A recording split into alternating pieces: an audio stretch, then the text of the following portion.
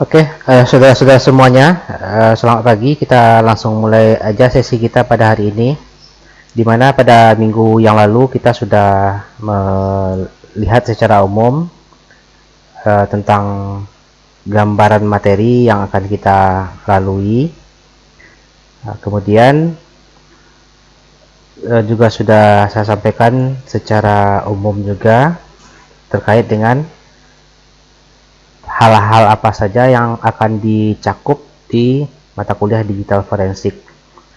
Nah, intinya bahwa mata kuliah digital forensik itu cakupannya cukup luas, atau boleh saya katakan sangat luas, karena semua aspek-aspek digital, baik hardware, software, bahkan termasuk brainware pun dapat dinyatakan sebagai sesuatu yang dapat diuji dan dapat diklaim hasil ujian tersebut sebagai alat bukti yang sah untuk digunakan sebagai alat bukti di pengadilan. Jadi akhirnya semuanya itu akan bermuara pada sebuah proses pengadilan.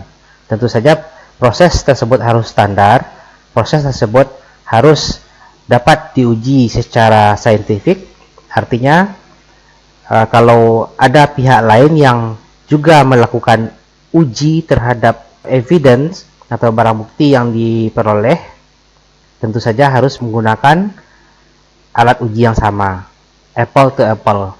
Jadi kalau misalnya examiner atau penguji yang A menguji dengan menggunakan tool jenis A terhadap sebuah objek yang dijadikan barang bukti, maka penguji yang B-nya juga harus melakukan hal yang sama.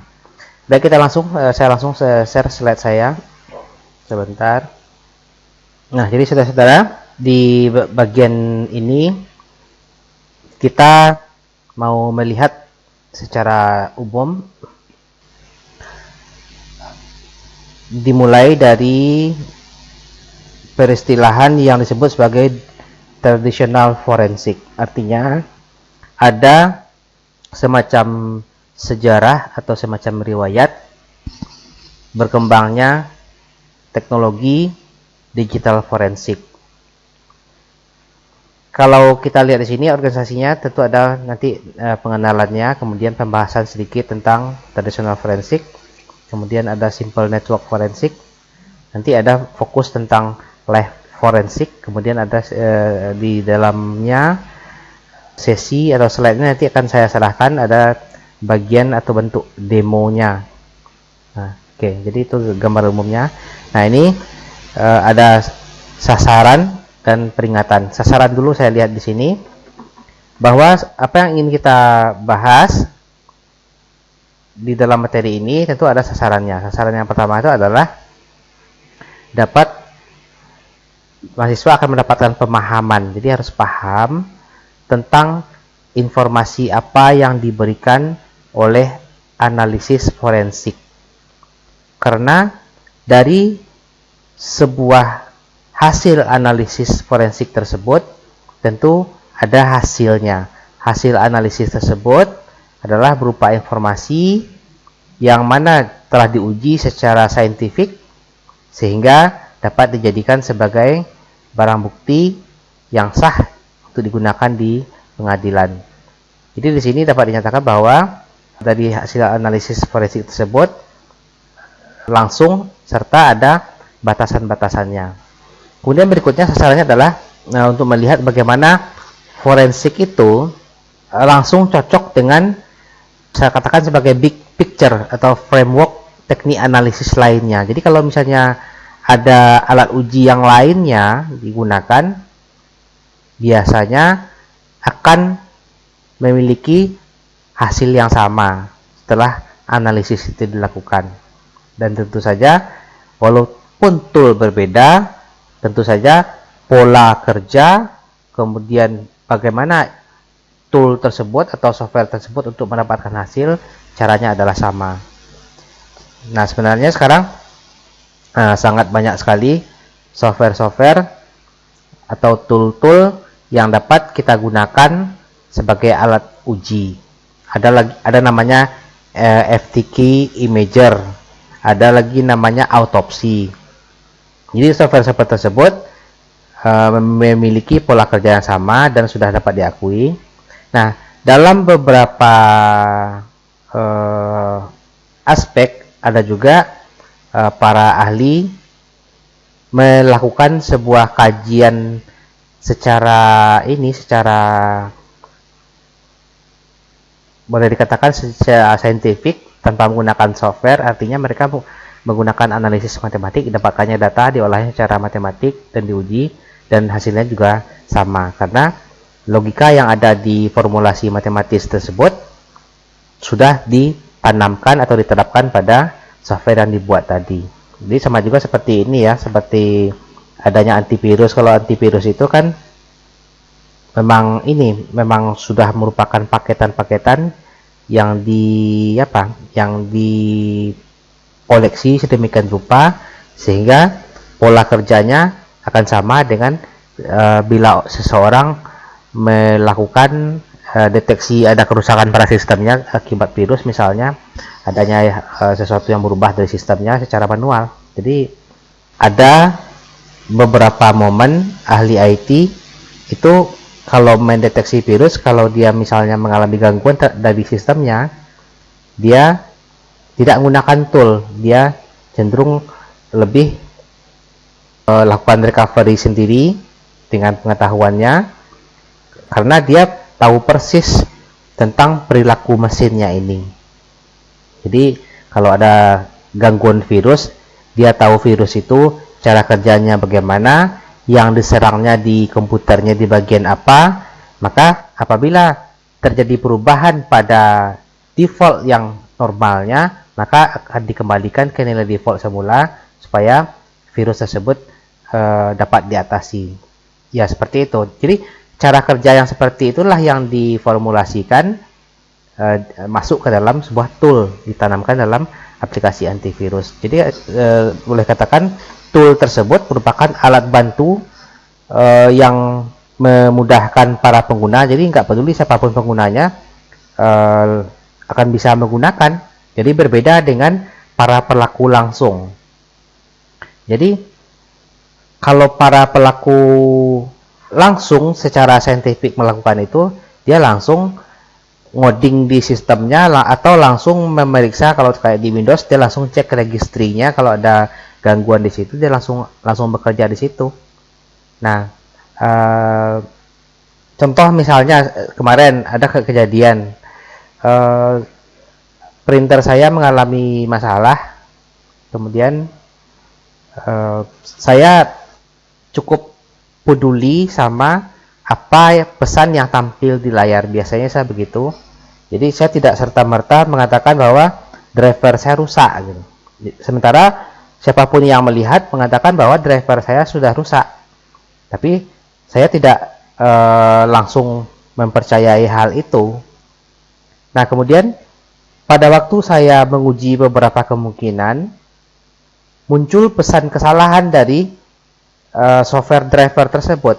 Jadi muncul pesan kesalahan, saya menguji printernya, muncul pesan kesalahan. Pesan tersebut saya langsung catat, kemudian saya cari di mesin pencari, saya gunakan Google pada waktu itu, saya gunakan Google. Kemudian ada beberapa referensi tentang cara mengatasinya gitu. Jadi langsung saya pulihkan sendiri berdasarkan beberapa referensi yang saya temukan itu. Kebetulan saya temukan waktu itu di sebuah forum diskusi. Jadi saya searching situ, masuk ke dalam forum tersebut, ada yang memiliki masalah yang sama, ada petunjuknya, dan ternyata ada bagian di registry yang mengalami perubahan. Jadi ada yang mengalami perubahan di situ, dan waktu itu saya kembalikan ke nilai defaultnya, dan printer saya akhirnya berfungsi kembali. Nah, cara kerja yang seperti itulah sesungguhnya yang harus dikemas menjadi tool. Kalau saya kan saya buka registrinya, kemudian saya cari file tersebut, kemudian saya cek nilainya, berubah nilainya, maka nilai itu saya langsung ubah secara manual. Nah, itu yang saya lakukan. Nah, apabila seseorang ada membuat sebuah tool atau sebuah software untuk merecover printernya yang bermasalah, printer bermerek itu misalnya, maka langkah yang saya lakukan tadi itulah yang diambil atau diterapkan ke dalam software yang dia buat tersebut, sehingga penggunanya hanya cukup klik satu tombol langsung pulih. Seperti itu kira-kira. Jadi saudara harus pahami bahwa semua tool-tool itu tidak serta-merta ada begitu saja. Semua tool-tool itu muncul, tool itu diciptakan adalah sebagai alat bantu untuk mengerjakan sesuatu. Jadi bukan tool dibuat begitu saja tanpa ada pemicunya. Nah, jadi itu harus saudara pahami terlebih dahulu. Kenapa gunakan tool ini, Pak? Kenapa gunakan tool itu? Dan segala macamnya itu. Jadi saudara harus pahami bahwa tool itu hanyalah sekedar alat bantu. Dan sesungguhnya pada kondisi yang kondisi normalnya itu atau kondisi yang alami itu, sesungguhnya itu adalah sebuah tahapan kerja untuk melakukan sebuah proses atau sebuah kegiatan. Nah, kalau dalam kegiatan digital forensik ini tentu ada langkah-langkah kerja yang dilakukan bila kita ingin membuktikan sesuatu. Sekarang contoh misalnya gini, dalam drive, anggaplah drive E saya, ada folder beserta isinya yang terhapus, misalnya dihapus oleh seseorang dan hilang gitu. Nah, kemudian saya ingin membuktikan bahwa seseorang telah menghapus folder saya. Saya tidak gunakan tool nih, tentu saya gunakan cara tertentu, cara saintifik. Jadi saya tempuhlah prosedur-prosedurnya untuk membuktikan bahwa hal itu atau folder tersebut pernah dihapus orang begitu. Maka saya lakukan beberapa step-step. Nah, sehingga saya bisa mendeteksi bahwa folder tersebut sudah dihapus pada tanggal sekian, jam sekian. Nah, itu yang berhasil dideteksi. Dan bisa saja deteksi itu bisa lebih lanjut, apakah dihapus melalui jaringan LAN, apakah dihapus melalui akses langsung menggunakan laptop saya, atau bisa saja menggunakan metode-metode lain. Sebenarnya itu semuanya bisa dilakukan deteksi. Nah, itu tahap awal, baru proses deteksinya. Tentu tahap lanjutannya itu ada tahap, boleh katakan sebagai bagian lainnya, yaitu tahap memulihkan data tersebut. Data yang hilang bisa dikembalikan lagi. Tentu ada prosesnya lagi. Ini yang saya bicarakan, baru bicara tentang bagaimana mendeteksi bahwa itu ada dilakukan. Itu sudah termasuk langkah forensik. Nah, sementara pada stage yang lain atau pada aktivitas lainnya, tentu harus ada lagi cara untuk mengembalikan file yang terhapus itu. Nah, ada langkah-langkah lagi yang dilakukan sehingga file tersebut dapat dipulihkan kembali. Jadi sebenarnya itu sudah ada dua tool. Satu tool tentang langkah-langkah mendeteksi tadi kan. Nah, langkah-langkah mendeteksi tadi dibuat atau ditanamkan ke dalam aplikasi, sehingga bila software tersebut atau tool tersebut digunakan di masa yang akan datang, maka cukup klik satu tombol langsung ketahuan folder-folder mana sudah terhapus, kapan terhapus, ya kan, seperti itu cara kerjanya. Kemudian demikian juga pemulihan file tadi. Cara memulihkannya secara langsung itu juga bisa dilakukan, tetapi tentu prosesnya panjang dan butuh algoritma yang sangat kompleks. Nah, tetapi itu ada. Nah, proses yang panjang dan algoritma kompleks tadi dikemas menjadi aplikasi, sehingga apabila orang ingin memulihkan data yang terhapus, cukup klik satu tombol saja, maka datanya langsung pulih kembali. Nah, seperti itu. Nah, kemudian peringatan.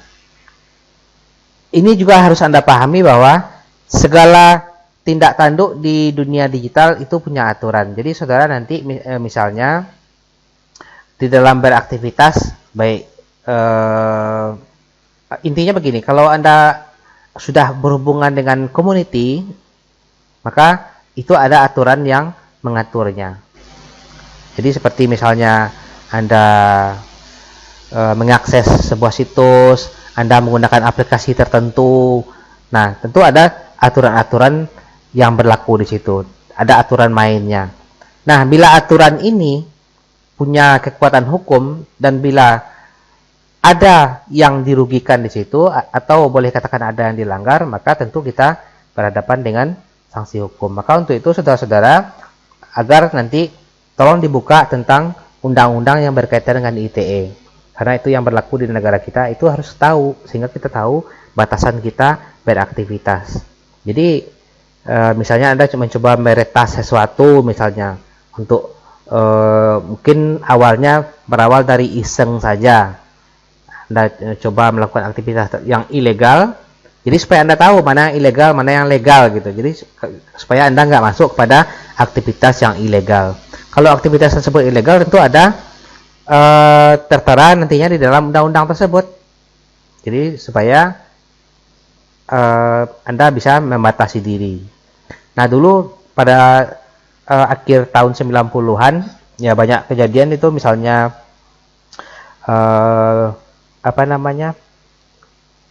aktivitas yang berhubungan dengan menggunakan kartu kredit orang lain, misalnya segala macamnya, itu banyak itu kejadian-kejadian. Ada istilahnya carding namanya di masa itu. Ya, dia berbelanja beli produk tertentu misalnya, kemudian dia terima barangnya dan segala macam.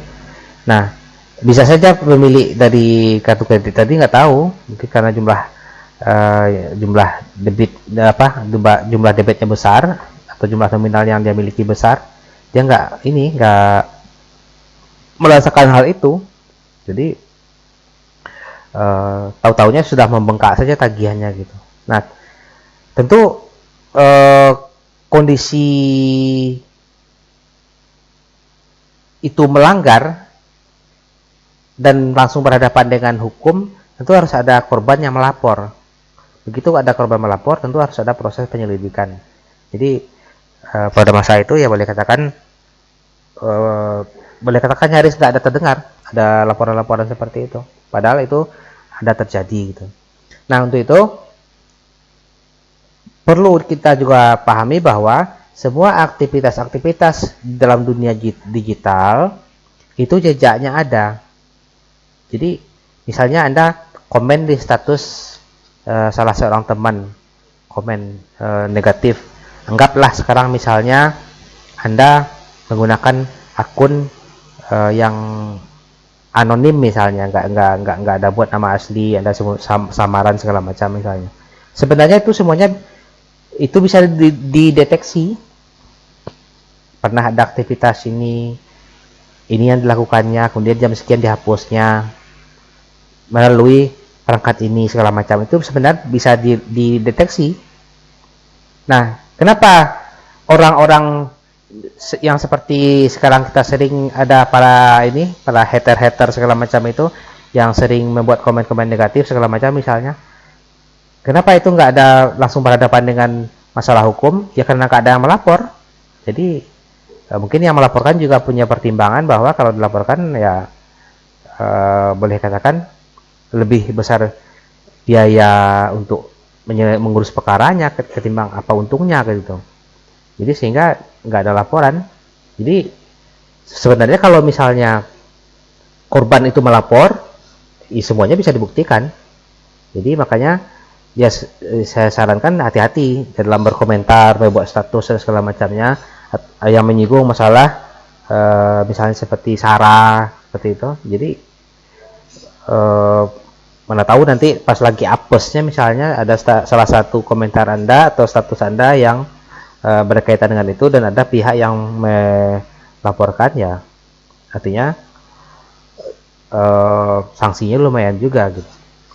Nah, itu perlu Anda ingat seperti itu. Jadi misalnya kalau Anda misalnya nelpon secara samaran misalnya, itu bisa dibuktikan semua. Kemudian melakukan pengancaman misalnya, itu semuanya bisa dibuktikan. Apabila ada laporan, itu baru diproses. Nah, sekarang kondisinya itu, kenapa korban itu nggak melapor? Ya pertimbangan itu banyak. Kalau dia melapor, ada proses panjang yang mesti dilalui, ada tentu ada nanti biaya-biaya yang perlu dikeluarkan, jadi mereka nggak lapor. Tapi kalau misalnya pada kondisi tertentu dia merasa sangat-sangat dirugikan dengan tindak tanduk di dunia maya itu, ya bisa saja dia akan membuat laporan, dan itu begitu dapat dibuktikan maka langsung ada vonis pengadilan terkait itu. Jadi ada aturan, jadi agar dipahami aturan-aturannya. Jadi mana tahu nanti Anda punya upaya-upaya, misalnya mencoba mengakses ini, mengakses itu, atau coba misalnya akses database nilai di kampus, misalnya seperti itu. Nah, jadi sebenarnya itu semuanya bisa dibuktikan. Nah, seperti itu tadi saya katakan, kenapa kok nggak ditangkap selama ini, nggak dibuktikan, ya pertimbangannya seperti itu, untuk apa gitu. Nah, misalnya ada yang memodifikasi nilai segala macam di database, dimodifikasi pun data fisiknya kan ada, pada waktu sudah kan diperiksa lagi nilai dari berkas yang hard copy-nya, diperiksa semuanya, nilai dari dosen segala macam yang tercetak dari dosen, periksa, di cross check, kalau ada perubahan dikembalikan ke nilai semula, seperti itu. Jadi ya seperti tadi yang saya katakan, ada aturan yang berkaitan dengan dunia digital.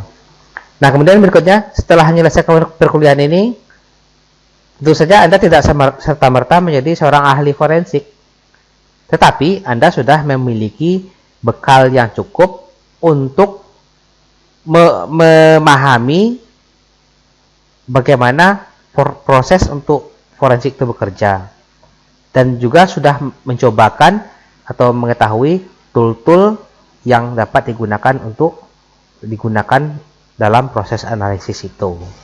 Dan syukur-syukur kalau Anda lebih suka menguji sendiri atau menemukan sendiri, mengeksplorasi sendiri tanpa menggunakan tool-tool, itu akan sangat bagus sekali. Jadi salah satu langkah sederhananya seperti misalnya Anda mencek registry dari laptop Anda atau di handphone Anda, ya itu salah satu langkah yang bagus. Kalau Anda misalnya memodifikasi, mengutak-atik registry dan segala macamnya itu, Anda sudah terbiasa dengan hal itu sangat bagus. Jadi seperti misalnya ada salah satu perangkat yang terhubung ke komputer Anda bermasalah, misalnya Anda langsung melakukan kajian atau melakukan retrieve di registrinya. Nah, sehingga nanti Anda bisa lakukan deteksi, lakukan pemulihan dan segala macamnya itu. Itu merupakan sebuah langkah yang bagus. Nah, bahasa yang paling sederhananya bagi Anda yang sudah mencoba-coba ke sana, bagi siapa yang pernah setidaknya mengetik regedit di Windows-nya, di run-nya itu, berarti Anda setidaknya sudah memiliki boleh katakan sebagai inilah ya, sebagai modal awal untuk memahami analisis forensik. Nah, ini tentang definisi teknisnya ya. Jadi digital forensik itu alat dan teknik. Jadi ada gabungan alat dan teknik. Karena ada dan di sini, berarti ini dua-duanya harus terpenuhi. Ada alat dan ada teknik yang digunakan untuk apa? Untuk memulihkan, melestarikan dan memeriksa bukti digital. Nah, yang ada pada alat atau perangkat digital atau dikirim ke perangkat digital tersebut. Jadi, mohon maaf ada gangguan, ada telepon sebentar. Jadi, alat dan teknik untuk ada di situ memulihkan. Berarti bisa di recovery. Melestarikan berarti mengamankan, dan memeriksa bukti digital. Jadi untuk memeriksa ada atau tidaknya sebuah peristiwa atau kejadian. Nah, pada apa? Pada perangkat digital. Nah, atau yang dikirim ke sebuah perangkat digital. Jadi inilah contoh-contoh medianya. Ini saya tadi kan bicaranya tradisional. Ini awalnya di sini nih. Ada di dalam hard disk, ada dalam disket. Apakah ada data dalam disket dihapus? Bahkan disketnya diformat atau CD-nya diformat atau hard disknya diformat. Kemudian lagi seperti perangkat-perangkat mobile, handphone dan sejenisnya, laptop. Nah, di dalam komputer server, nah di PC misalnya, dan di sini. Dan ada proses pemulihannya di situ. Data-data yang hilang dapat dipulihkan kembali. Ini perangkat-perangkat. Tentu kalau kita bawakan ke era sekarang, cakupannya bukan media ini saja, semua aspek. Jadi bukan media ini saja, tapi semua aspek, seperti ada di situ jaringannya bisa didetek, kemudian ada lagi videonya, ada lagi misalnya suaranya. Nah, bahkan ada drone forensik namanya. Nah, jadi dalam kurun waktu sejak tahun 2000 sampai dengan sekarang, perubahannya itu sudah sangat-sangat besar. Intinya semua aspek-aspek yang berbicara tentang digital, semuanya itu dapat diuji secara forensik. Nah, ini informasi atau definisi secara umumnya. Nah, informasi secara umum yang perlu saya sampaikan bahwa informasi terhapus. Jadi kalau ada data yang dihapus di semua media penyimpanan digital, flash disk, MSD card misalnya, atau media-media lainnya. Nah, sebenarnya itu kalau Anda pun hapus, itu sebenarnya sesungguhnya itu sepenuhnya nggak hilang.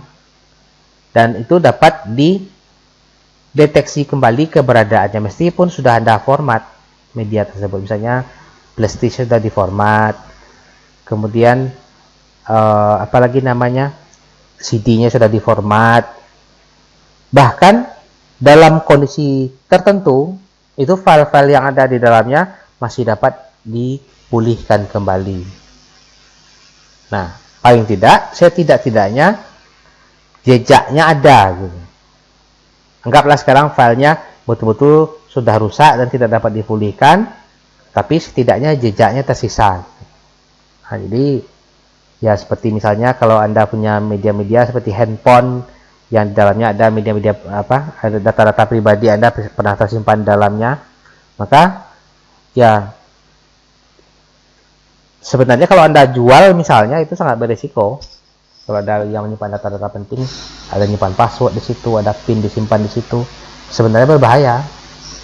Nah, atau flash disk yang dipindah-pindah tangankan, apalagi kalau nanti Anda bekerja misalnya, tentu nanti ada etika terkait dengan profesi Anda. Kalau Anda bekerja, Anda punya flash disk, data perusahaan tersimpan dalamnya, rahasia-rahasia perusahaan tersimpan di dalamnya. Kemudian flash disk tersebut Anda hapus, datanya Anda pinjamkan kepada seseorang, digunakannya entah kemana-mana segala macam misalnya. Nah, bisa saja data dalamnya dipulihkan orang, atau bisa saja orang bisa melacak bukti digital yang ada dalam flash disk tersebut. Jadi ya kalau media-media seperti itu sebaiknya tidak dipindah tangankan. Jadi harus hati-hati. Nah, kalau sekarang Anda kenapa tidak merasakan itu? Anda nyaman-nyaman saja minjam flash disk teman dan segala macamnya. Ya, setidaknya setelah selesai sesi kuliah hari ini, Anda sudah mulai waspada tuh, minjamkan handphone sama teman, minjamkan flash disk sama teman. Kalau misalnya pernah menyimpan data-data penting atau data-data pribadi di dalam media tersebut. Jadi perlu hati-hati di dalam aktivitas itu. Dan pada masanya nanti, bila data yang pernah Anda isikan ke sebuah media itu sangat-sangat penting dan menyangkut maslahat hidup orang banyak dan sangat rahasia, maka saya pastikan Anda akan peduli terhadap hal tersebut. Nah, seperti itu. Kalau sekarang kan nggak terasa, seperti yang saya bilang minggu kemarin. Sekarang Anda kasih tahu aja password email Anda ke teman, nggak apa-apa, nyaman-nyaman aja kok. Misalnya Anda tolong sama teman, tolong kirimkan tugas saya, pinjam emailnya, pinjam passwordnya, ya aman-aman aja, nggak oke aja. Anda kasih tahu password pun nggak apa-apa. Kenapa? Ya karena Anda menganggap apa yang ada dalam email Anda itu biasa-biasa saja. Tapi pada masanya nanti, di saat data yang mesti Anda amankan di dalam itu memiliki value yang tinggi, pasti Anda akan berhati-hati di dalam memberikan akses terhadap orang lain yang nggak berhak.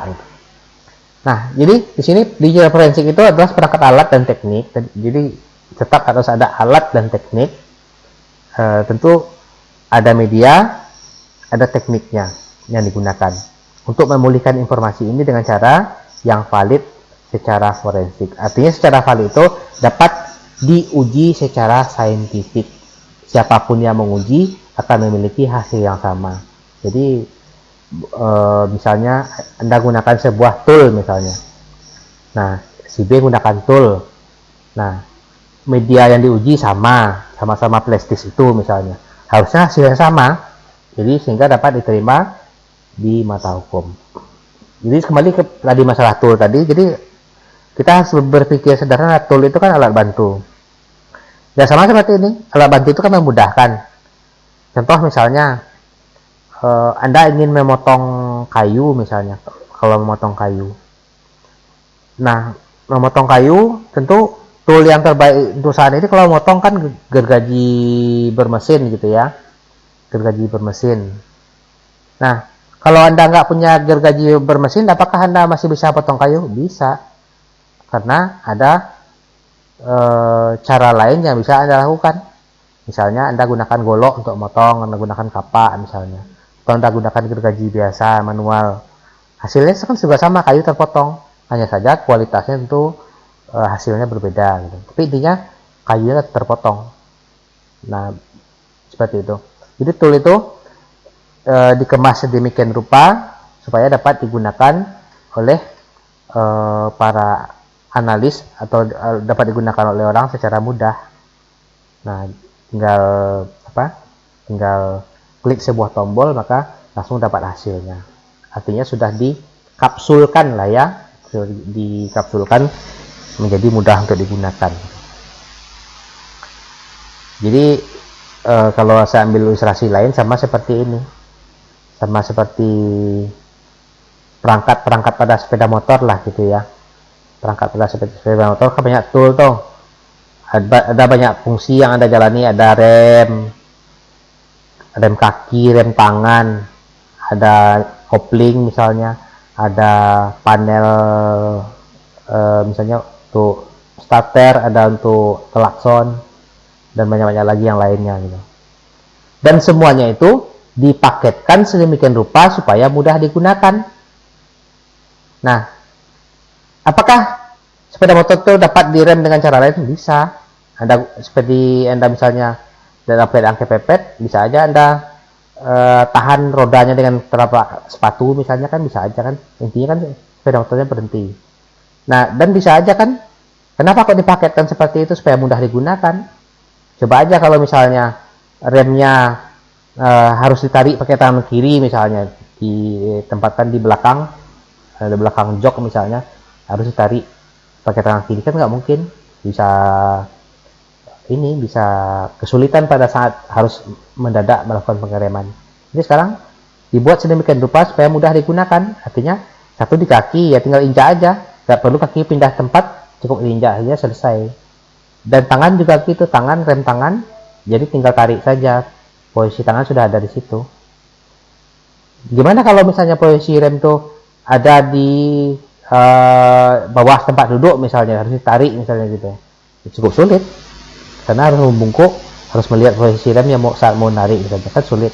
Sehingga dipaketkan itu tujuannya supaya mudah untuk digunakan. Nah, jadi ini sebagai kalimat-kalimat untuk memotivasi. Pernyataan-pernyataan ini harus kita jadikan pegangan. Pernyataan pertamanya adalah file-file yang terhapus itu ya sebenarnya tidak sepenuhnya terhapus. Nah, jadi file-file yang sudah terhapus itu sebenarnya dapat di recover kembali. Nah, tentu saja nanti kalau di bidang kita, di forensiknya kan kita bisa membuktikan bahwa itu pernah dihapus. Anggaplah sekarang filenya rusak, misalnya gitu. Nggak bisa dipulihkan sama sekali, atau 50% bisa dipulihkan. Nah, setidaknya jejaknya kan ada, dihapus tanggal sekian jam sekian, caranya gimana, caranya di format misalnya. Nah kemudian untuk menghindari deteksi, misalnya ada misalnya sebuah perilaku untuk menghilangkan barang bukti, Anda ganti nama filenya misalnya. Jadi diganti nama filenya pun tidak dapat menghindari untuk dideteksi. Ya contoh misalnya kalau Anda ngupload video saja di YouTube contohnya kan, video yang sama, YouTube kan langsung tahu tuh video ini sama, sudah pernah diupload gitu. Jadi ditolaknya lagi, tahuan. Padahal namanya sudah diganti tuh. Karena dia menguji konten, dicocokkannya kontennya sama, ternyata sama. Kemudian penggunaan addressnya juga sama, ya akhirnya ditolak gitu. Nah, memformat media penyimpanan ada format flash disk misalnya. Nah, sesungguhnya itu tidak begitu efektif. Sebenarnya data itu dapat dipulihkan kembali, tidak menghapus secara keseluruhan sesungguhnya. Nah, walaupun kelihatannya kosong, sebenarnya itu dapat dipulihkan kembali. Nah, kemudian web based email, kalau email yang berbasis web ya, sebenarnya dapat di recover secara langsung dari sebuah komputer. Nah kemudian file-file yang ditransfer melalui jaringan kemudian dapat diambil dan dapat digunakan sebagai barang bukti. Jadi dapat digabungkan kembali file-file itu, kemudian dapat dijadikan sebagai barang bukti. Jadi misalnya Anda mengirimkan file melalui jaringan. Nah kemudian dengan berbagai macam cara lah ya, misalnya file pertama Anda kirim ke si A, file si B Anda kirim ke komputer si C misalnya, Anda kirimkan pisah-pisah, tapi melalui saluran jaringan itu, jadi bisa digabungkan kembali langsung dijadikan satu dan dapat digunakan sebagai alat bukti. Nah jadi seperti itu saudara-saudara, secara umum kita habis ini langsung menuju ke Google Classroom karena ada hal-hal teknis yang saya sampaikan di situ. Nanti silakan dilihat pada Google Classroom-nya masing-masing. Dan saya tahu habis ini saudara juga akan ada sesi kuliah, maka kerja mandirinya itu nanti saya berikan batasan waktunya untuk membuat dan mengumpulkannya sampai jam 11:59 nanti malam. Jadi kalau Anda kirimkannya 12 malam nggak masuk lagi, di reject langsung oleh Google Classroom. Itu saja saya rasa saudara-saudara untuk sesi hari ini, dan selanjutnya langsung menuju ke Google Classroom dan amati apa yang disampaikan di situ. Terima kasih atas perhatiannya.